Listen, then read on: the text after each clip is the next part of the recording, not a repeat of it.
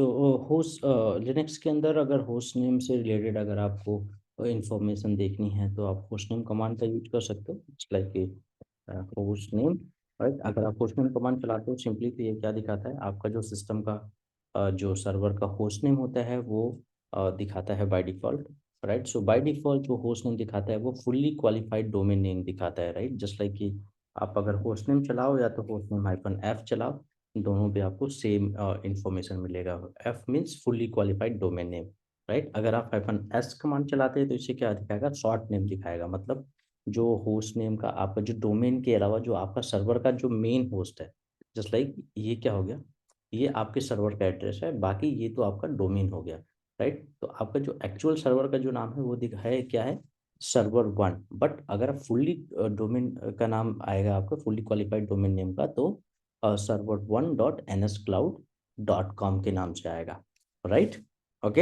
अब just like कि अगर आपको सिस्टम का आईपी देखना है तो आप वो भी देख सकते हो, host name space capital I, इससे भी आपको सिस्टम का जो आईपी है वो दिख जाएगा। सिस्टम पे जो भी आईपी डला होगा, 1 2 4 10 जितने भी आईपी डले होंगे वो सारे आईपी यहाँ पे दिख जाएंगे।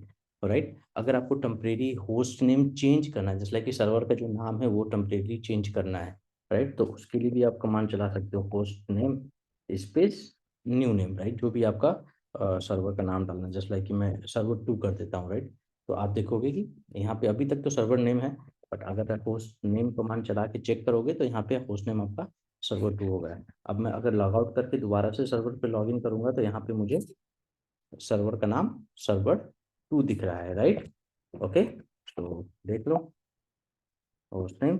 अब यहाँ पे मुझे सर्वर का जो नाम दिख रहा है वो क्या दिख रहा है, सर्वर 2 दिख रहा है। क्यों? क्योंकि मैंने इसको चेंज कर दिया।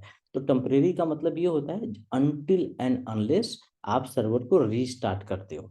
मतलब जब तक आप सर्वर को रिस्टार्ट नहीं करोगे ये नाम रहेगा, और जैसे ही आप सर्वर को रिस्टार्ट करोगे अगेन वापस कौन सा हो जाएगा, server1.nscloud.com।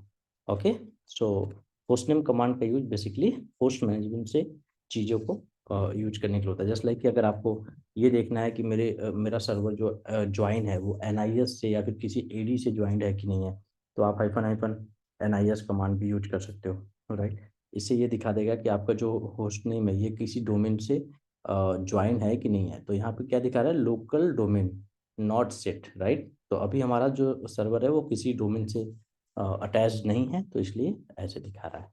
Okay guys, okay, great, thanks.